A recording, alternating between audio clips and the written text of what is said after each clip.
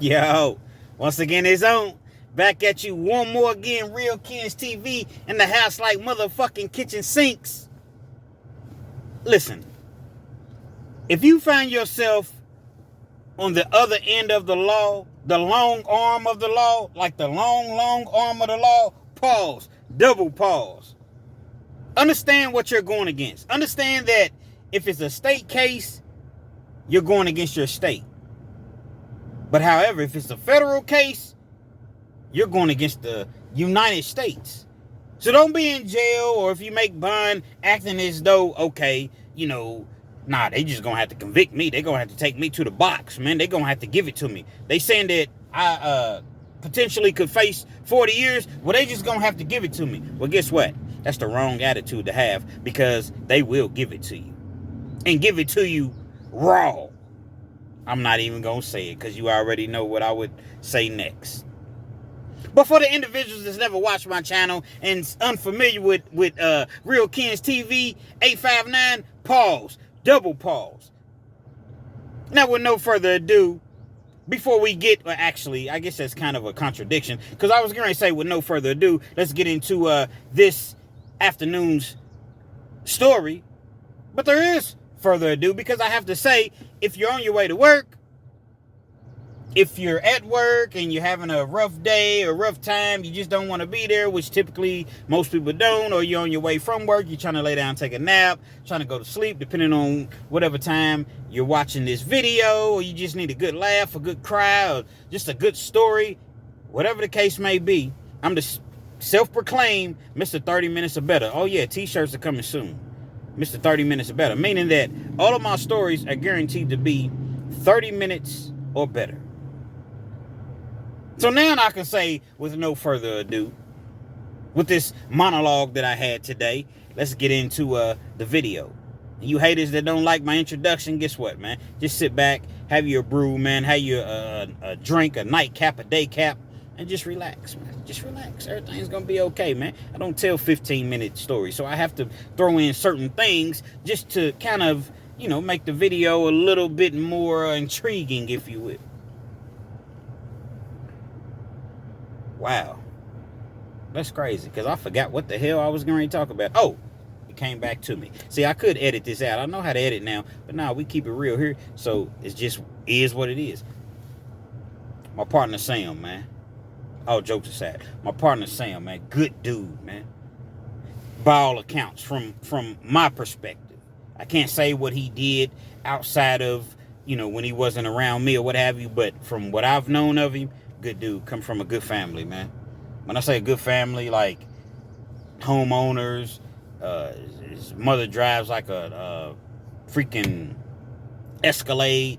Now, don't get me wrong, that don't mean just because his parents were homeowners and they drive nice cars, because you can have great parents that live in a tent. You see what I'm saying? So don't get me misconstrued. I just wanted to make that known. But at the same time, I have to paint a picture for you all, for the audience. Sam came up, man, and two-parent home, never really had to hustle, never really had to be in the streets, but that's what he chose to do. Now, this is a particular time to where I'm using a real name. I don't always use real names in my stories. I have to see these people. So I can't just be online making up stories. I have to see these individuals that I'm telling these stories about. So I can't always use an individual's real name. Come on, but the story's real. Y'all rock with me, man. Rock with me. And so I go to the penitentiary. I'm at Green River. Green River Correctional Complex. It's in Kentucky somewhere. I don't even know the county, but it's in Kentucky. Anything that I give you, I have receipts, so you can Google Green River Correctional Complex if you so desire. I run into Sam. Sam's a few years older than me, but he was raised on the east side of Lexington, Kentucky, and so was I. And so, we ran into each other. We were never cool as far as like hanging and kicking it, but we knew of each other. We see each other, hey, what's up, dog? You know what I'm saying? Nothing major. We never hung out. I see Sam. What's up, man? It's always great to see a familiar face when you go to the penitentiary. He was happy to see me, and I was happy to see him. And we ain't never spent more than 2 minutes in our lives, talking to each other. But you're in an unfamiliar environment, if you will. Dog eat dog, lions, tigers, birds, goons. Then you got the sheep. So you stick together. You go to what you know. Me and Sam, man, we got to kicking it, man, as far as, kicking it on the yard, walking the loop. The loop is basically just a track, and it's on the inner part of the prison. Now, I'm only breaking this down for the people that have never been to prison, never even stepped foot in a jail.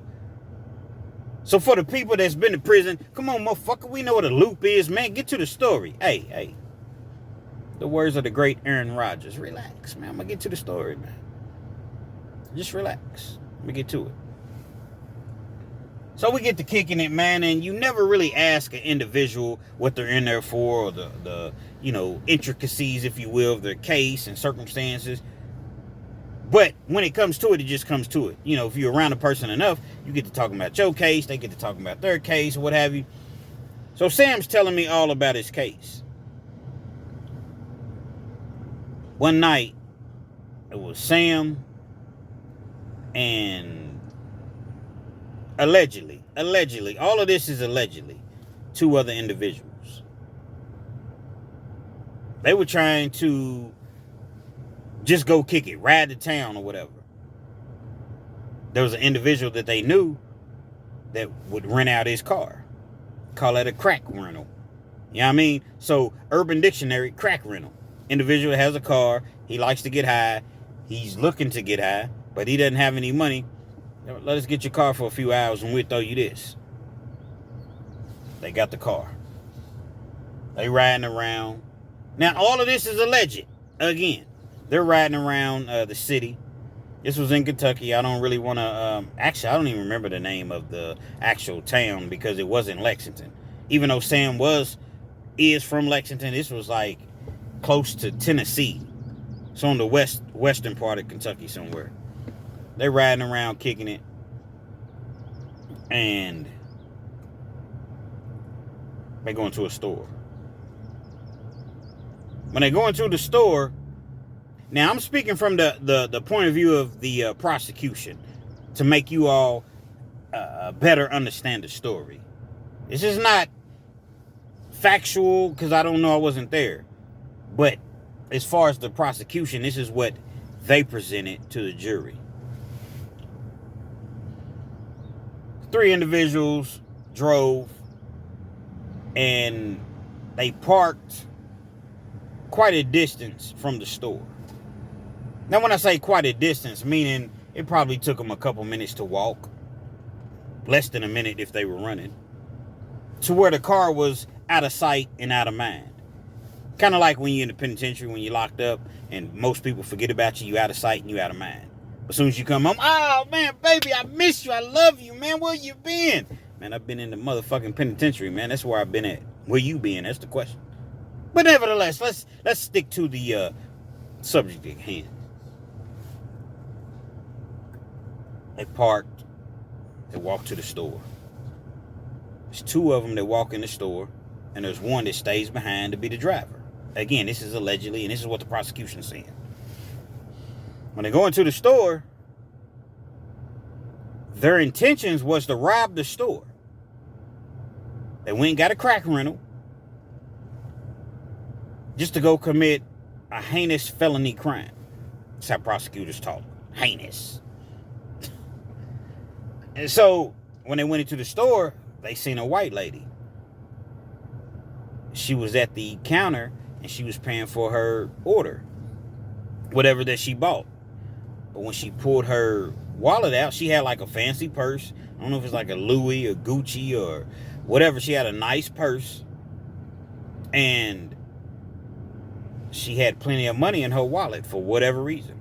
Most people don't even carry cash. And this was several years ago, but at the same time, people don't typically just carry that amount of cash. Well, according to the prosecution, it caught the eye of Sam. Sam tells his, his corporate, if you will, hey, man, she got a lot of money, man. You know what I'm saying? Let's get her. Forget the store. The store, we probably ain't gonna get nothing but a couple $100, few $100, man. Let's get her. Like, she has a wad of money in her wallet. So they think. They go back and forth. They converse back and forth or what have you. Evidently, the dude was acting like he was about it. He was with it, which is Sam's partner, but he didn't want to do it. So, according to the prosecution, and I'm going to continuously say according to the prosecution, because all of this, again, is alleged. After she paid for her items, Sam ran up on the woman, and snatched her wallet. He snatches her wallet. But the dude, his partner, he got the gun on the clerk. You bet not move. You bet not move. The woman, she's hysterical as one would imagine. Nice, attractive, white lady. She's hysterical. She's going absolutely nuts. Allegedly, Sam snatches the wallet. Doesn't do anything to her. Doesn't harm her in any form or fashion. They leave out of the store. They run to the car. They end up getting, it wasn't even a lot of money. It just looked like a lot of money. I believe it was like less than $1,000. It wasn't a lot of money. But I guess they feel as though there was a lot more than what they would have received by robbing the register. They run, go to the car, pull off. Boom, they gone. Well, the thing about it is, robberies never, I'm not going to say never, rarely go according to plan. There have been opportunities, there have been times to where a person has been robbed and the person has never been caught that did it. But ultimately they get caught because guess what happens? Man, that was easy. That was easy money. And they do it again. Then they do it again. And at some point you end up getting caught. This particular case, the 3 individuals, I don't know what the hell they was doing. I don't know if they was getting high. I don't know. So let's just say they all had $300.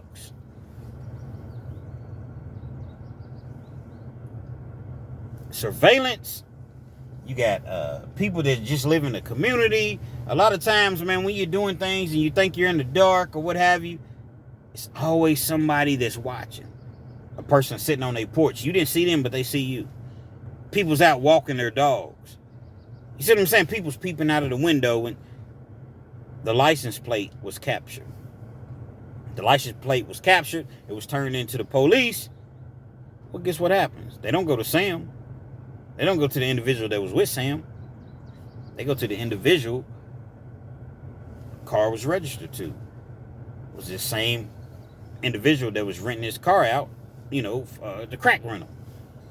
They go to him. Hey, ho, I ain't did nothing like that. I don't know what you're talking about. So they're interrogating him. At first, he's not saying anything. Rock with me.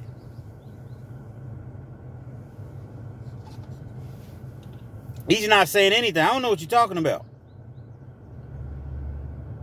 Well, that quickly changed. His entire demeanor quickly changed once they let him know, you're about to go to prison for first-degree robbery, which carries 10 to 20 years. At 85%. Meaning that if whatever the jury gives you, you're going to do 85% of that. On the low end, if you get 10 years, you're going to do 8.5 years. On the high end, if you get 20, because he wasn't a prior felon. He wasn't a prior felon. So the most that he could get was 20 years. But on the high end, if the jury gives you 20, you're going to do 17.5. So you better get to talking, tough guy. He spilled the beans. Understandably. Listen, man, dude came by, name was Sam, allegedly. Dude named Sam came by, he rented my car, man. He gave me like $30, man. And I was just trying to get high. Said he'll be back with my car in 4 or 5 hours. And I rented it out. That's what I do. Sam who? I don't know, man. It's Sam. I don't know his last name, but the police got all type of technology and things that they use, so they figure out who Sam is. They go to Sam, they arrest him. Once they arrest Sam, they do a lineup on him. The woman points him out in the lineup. Sam's arrested. The other individual that was with Sam never got arrested because Sam didn't say a word. Sam maintained his innocence the entire time, man. I don't know what y'all talking about, man. I don't know what you're talking about. Sam's locked up in the county, man. He's fighting this case. This is a robbery is a very serious case. You got murder, and then right under murder, you shoot somebody or you rob somebody. It's kind of the same in the Commonwealth of Kentucky. He's in the county jail for almost 2 years. His bond is astronomical. In Kentucky, you don't get a 10% bond. We don't have bail bondsmen. So if you got a $100,000 bond in other states, guess what? It's automatically 10%, $10,000. Your average individual don't even have $10,000, so it don't even matter for real.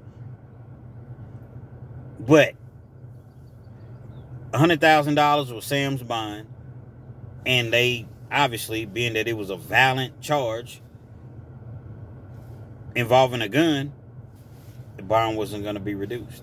So Sam remained in that county jail for like 2 years fighting this case. Fighting. They kept pushing it back. That's a tactic that the prosecution uses. They know that the conditions in the county jail are horrific. Well, Your Honor, we're requesting a continuance. So you may go to court and then the prosecution requests a continuance and you don't even go back to court for like another 4 months. Then when you go back, you don't go back for another 2 months, then 3 months, and they allow the prosecution to get away with this. That's a beautiful thing when you're out on the streets and you fighting a case, but they don't do that when you're out on the streets because you're out on the streets. You're not facing the conditions of being in a county jail. Once again, rock with me.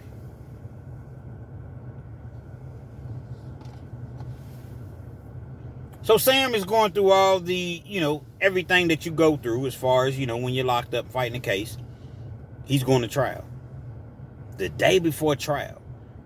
Because all the plea offers are like crazy numbers. Crazy numbers. When I say crazy, 15, 20, 30 years, and they want you to do 85% of that time. I mean, who's going to take a plea like that? I mean, some people do, don't get me wrong, depending on what you're faced with. Day before trial, they come to Sam and offer him 8 years. A regular 8 years, not 8 years at 85%, 8 years. You've already done 2 years.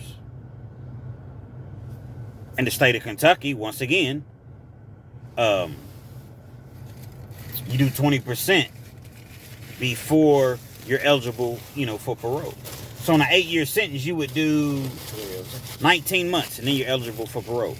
Sam was already eligible for parole. Now we're going, it would take him a few months before his information, if you will, was entered and completed into the Kentucky Department of Corrections. But once that was done, he's eligible for parole just like that. He's looking at it like, nah, they don't got nothing. They last offer was 15 years at 85%, which means I got to do what, 12 and a half, 13 and a half, whatever 85% is of 15 years. But now they just offer me a regular 8 years. 8 years? To where I do, 20 months to the board or whatever it is. And I'm already eligible because the time that I've served in the county jail counts towards my sentence. They can't have nothing on me, man. I'm going home tomorrow. Man, box it up, man. Get your best 12. Box that shit up, man. I'm going to trial. His lawyer, it's his lawyer's duty to inform him, like, Mr. Sam, now you know what you're facing. I can only advise you what to do, but whatever you want to do, then that's what we gonna roll with. That's what we gonna rock with. Sam was determined now, man. His family had gotten him an attorney. Like I said, he came from a little money, so, he had a paid lawyer. Basically, his lawyer was telling him, man, take his 8 years, man. What do I sign? What are you, crazy? You facing a life sentence, bro. Take his 8 years, man. Take his 8. Take his whole 8. Pause. Sam wasn't trying to take the whole 8. I ain't trying to take a whole 8 either. Are you?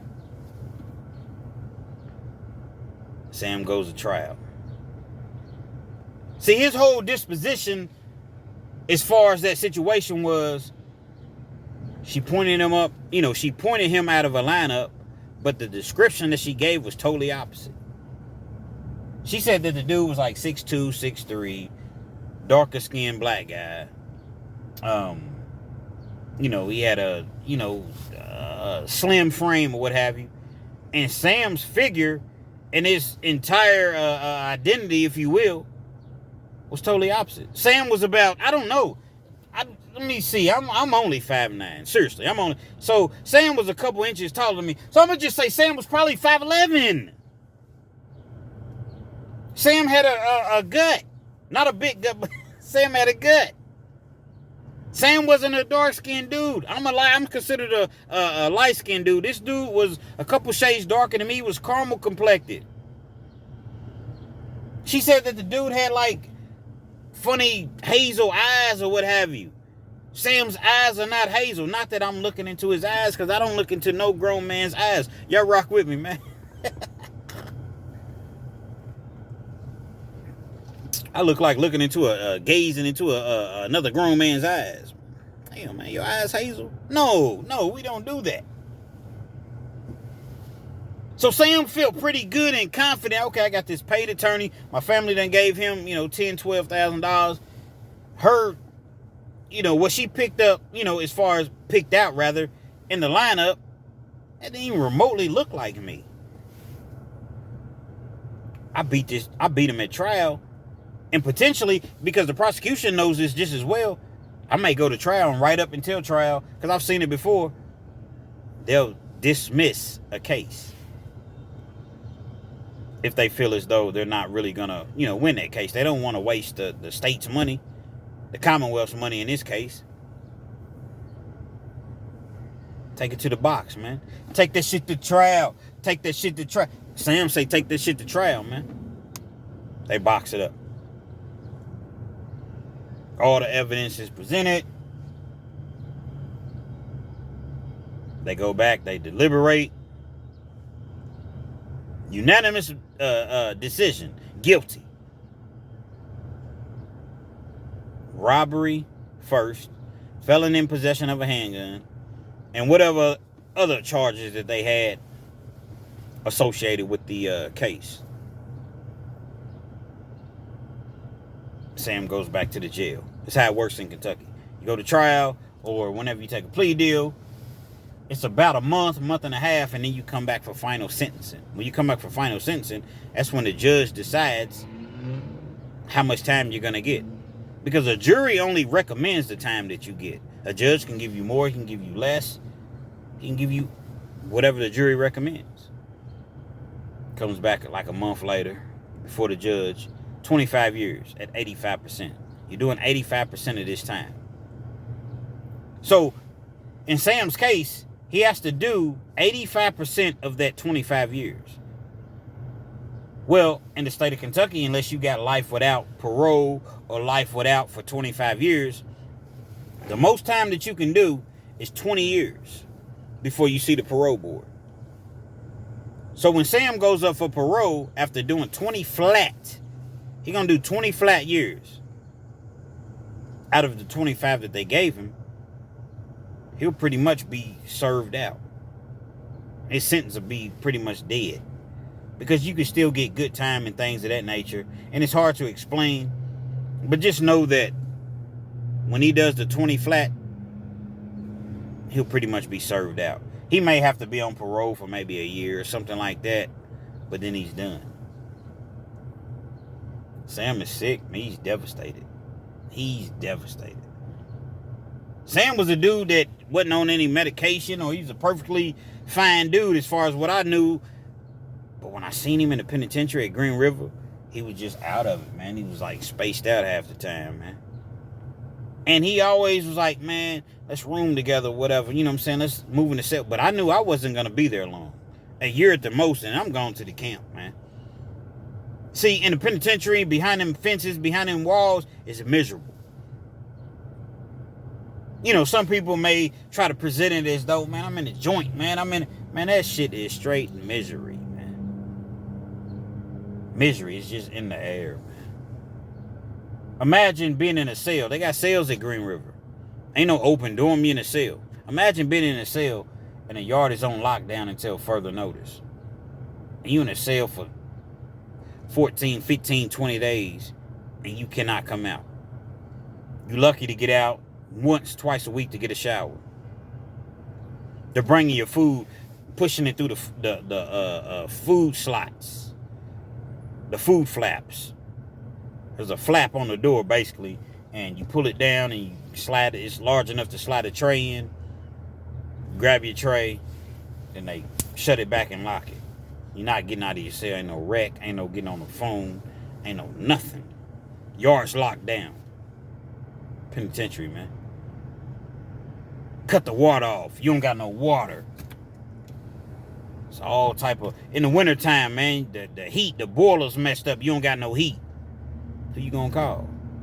Who you gonna tell? Mama can't help you. Mama, let me tell you, man, we ain't got no heat and it's 17 degrees. It's 7 degrees outside and we ain't got... What's she gonna do? Call the Department of Corrections? You think that they listening to your mother? No, their disposition on the whole matter is keep your ass out of motherfucking penitentiary. You got all the heat that you want at home. You got all the water that you want at home. You got all the food and recreation, but you in the penitentiary. So you just deal with it the way that you deal with it. So now you and your cellie get the lightweight beef unless y'all cool. And that's a whole nother matter. I'm going to bring you all a video about that just as well. When you're on lockdown and you and your cellie get the beefing, man. Oh, it hits the fan. It definitely hits the fan. And so this whole matter has Sam so messed up to where he's on medication and some days he's cool and then you got some days he's just like spaced out. He's out of it. Damn, man, get Sam up out of there, man. What's Sam in there doing? Because we would always walk the loop, drink our little coffee, our triples. You know what I'm saying? Which is the coffee, the sugar. And then you got to have your I know people's like, what is a triple? But like I said, you got your coffee, you got your sugar, and then you got to have your creamer. And then some people put the hot chocolate in there. I don't care if it's 80 degrees outside, man. You drinking the triple. I'm outside, man. Get Sam out there, man. What's he doing, man? He sleep. Man, tell him come on out here, man. Partner Lex is out here. That's what they call him in penitentiary, Lex. Man, tell him Lex is out here, man. Some days he come out, some days he wouldn't, man. Sam was like mentally just gone. And I can't say I wouldn't be gone if I knew I had to do 20 flat. 20 flat. So one day we walk in the loop. He's like, Lex, man, I'm going to keep it all the way real with you, man. I ain't never told nobody this. It's just him and I walking the loop. Bro, on the day of my trial, the day before my trial, I believe, they offered me 8 years, man. I would have been eligible to see the parole board immediately. Not immediately, immediately. That's more, you got immediately, but then you got immediately, like, really, really now. See, immediately is now, but immediately is like really, really, really, really, really, really now. And I didn't take it. I thought I was going to beat them. I thought I was going to go home the next day, man, because I ain't feel as though, I felt really as though they were going to dismiss the charges. Her description that she, you know, the lineup or what have you, looked nothing like me. They had the dude's statement that I allegedly, you know, rented the car from, but he wasn't cooperating. He didn't show up to court. I didn't have no co-defendants. How can they possibly convict me? And there was one key element that I failed to mention.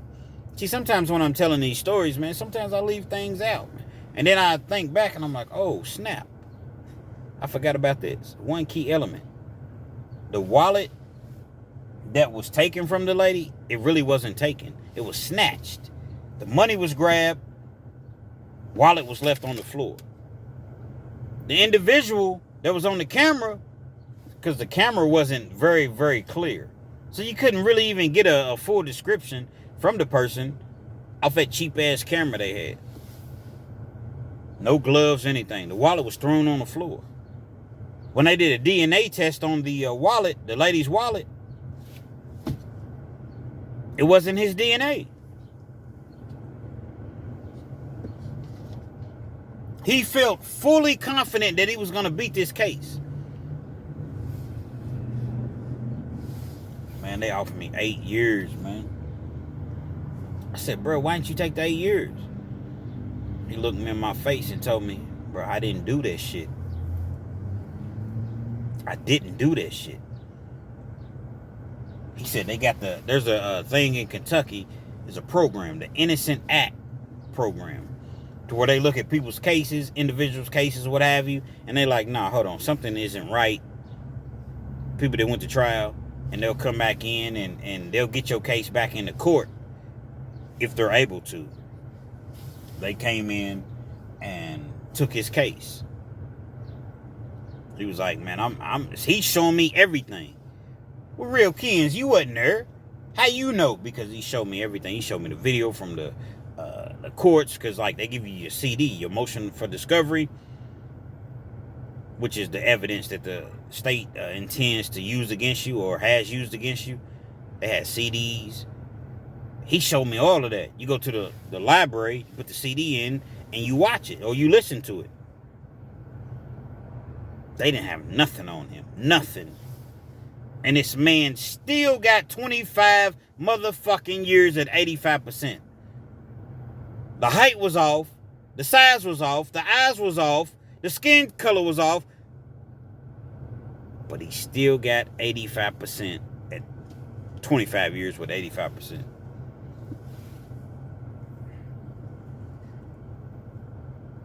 My thing is this. I still check on Sam. I holler at him from time to time. Matter of fact, I'm going to holler at him. I'm going to send him some money, man. I'm going to send him some money,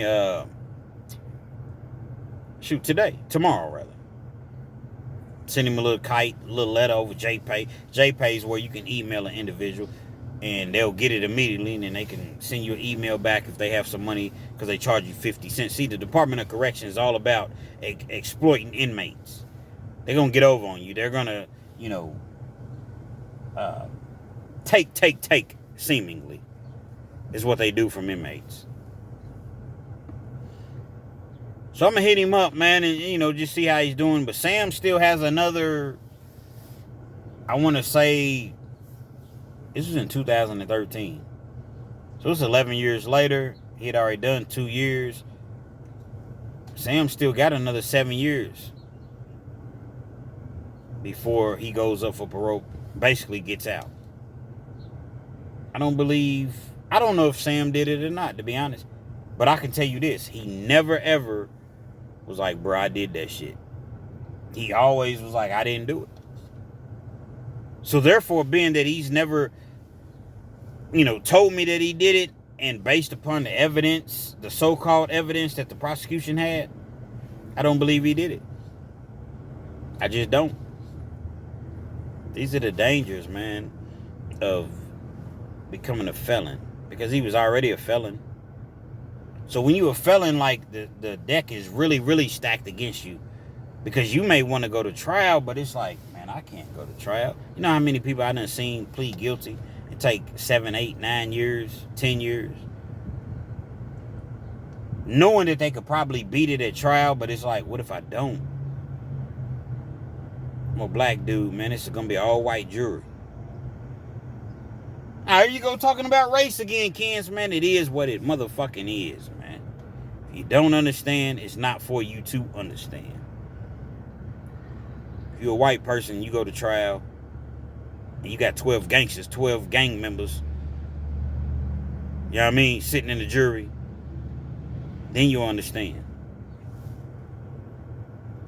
A lot of people would go on and just take the plea deal because it's like, man, I'd rather just cop out, which means plead out 7, 8, 9 years, 10 years, than potentially have to go and do 20, 30 years. That's the way the legal system works. Locking people up is a business. I always understand that. Now, I'm not speaking about the people that's out here, unaliving people, doing anything to kids, doing anything to elderly people, innocent people, but they have sentence enhancements. So a sentence enhancement means I caught a theft charge. I went to Walmart and I stole $600 worth of items. Okay, they gave me 3 years in the penitentiary for that. Then I came back out later on and did it again a few years later, $600-$700. They gave me 3 years, but then they enhanced my sentence another 5 or 6 years because of my prior. It's really double jeopardy for real because of my prior conviction. So now instead of facing 1 to 5, I'm facing 5 to 10. Well, why do you keep doing that? Understand this, man. Listen, I'm not condoning doing crime. Everything goes up. Gas, rent, mortgage is going up. How the motherfucking mortgage was $1,400 a month, then it goes up to $1,800 a month. Or it's a variable, and then, man, fuck all that. Everything is going up in society except for your pay. Then they call you in the office and tell you you've been doing a good job, man. You've been, we like to give you an advancement in your pay, $1. What the fuck is $1, man? $2. We're going to give you a $2 raise. Well, it's better than nothing. But then at the end of the day, what is a $2 raise? What, $80 a week? Then you tax it, and then your 401k and your medical and all of that is you see what I'm saying? What does that really, really mean? So at $80 a week raise that you thought that you got is really $55 maybe.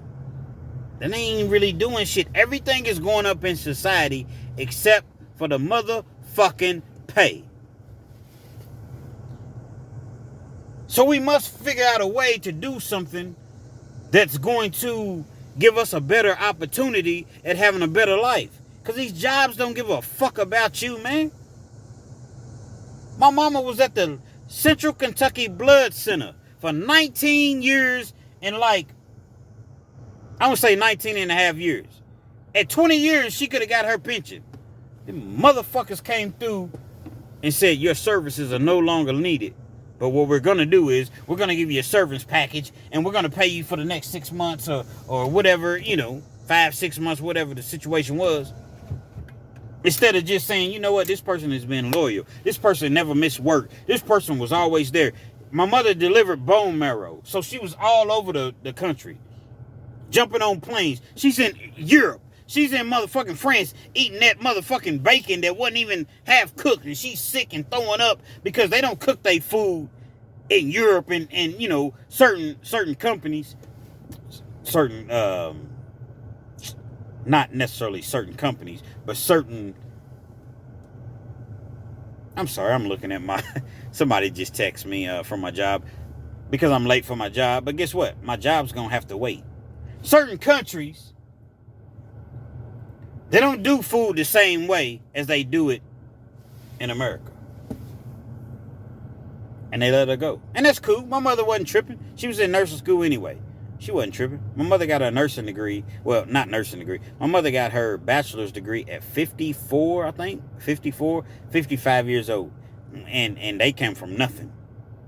10, 11 brothers and sisters. My granddaddy, which was their father, was in the military. My grandmother was a stay-at-home mother. Nothing. Kids didn't get nothing for Christmas. They come from nothing. And my mother still made it, man. I just had to throw that in. We have to be careful, man. Because the system, there is a system. And it's designed to take us down. It's designed, the poor people, you don't have an opportunity for a fair trial, for a fair case.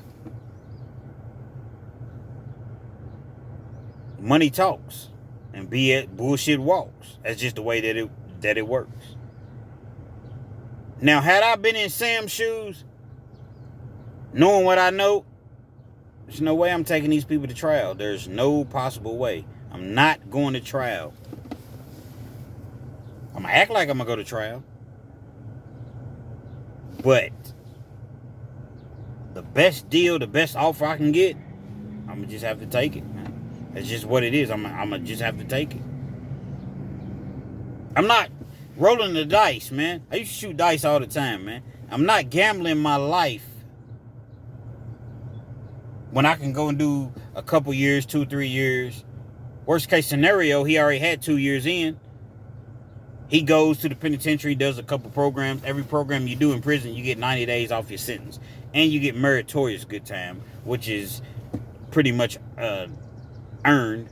Staying out of trouble, staying out of, write-ups and things of that nature. And you get statutory good time. So basically what I'm saying is, being that he had 2 years in on an 8-year sentence that they offer him, he would have done at the very most 3 more years, then he's done. No parole, no nothing. He's off. He's out. He rolled the dice. And rolling the dice got him 25 years at 85%, man. Do the right thing. You don't even have to worry about that. But if you do find yourself in a scenario, well, I'm innocent. No, they're just going to have to prove me wrong. They're just going to have to give it to me. Guess what? They will. As I always say, they will. They'll give it to you. Be smart, man. Understand that the deck is stacked. Understand that. Shout out to Sam, man. Kentucky Department of Correction, man. If you all want to get at Sam, if you want to, send him something, if you want to do whatever, get at him, man. Get at me and I'll get at Sam, man. Real dude, man. Real dude. Y'all start hitting that motherfucking like button, man. Commenting. Because I'm getting the views, but nobody's really, I'm not going to say nobody. You got to start to engage. And y'all hit this Cash App, man. This Cash App, whatever it is on the screen. Let me tell you something. When I upload a video, it's just like a 3-hour process, at least, at bare minimum. So I do the video, and then I have to go back through and do my little editing and it takes at least 3 hours for this video to upload and be available to everybody. I do the 30 minutes or better because people say, Real Kens, we really appreciate. We really like the fact that you do 30 minutes or better because it gets me through my work shift. And then I can cut on another video and that's 30 or plus minutes. And then, so if that's the case, show your appreciation. I'm not saying you got to send me money. I'm just saying at least hit the like button. At least comment. But if you're able, it's in the corner. It's in the corner, man. The corner of the screen. Y'all get at me, man. These videos, man, is not, I put them out there to help people. But at the same time, man, y'all got to help me. Help me. Real Kens TV. Hopefully you like the video. Subscribe to the channel if you're not already subscribed. You know what I mean? Definitely comment. And be sure to hit that post notification.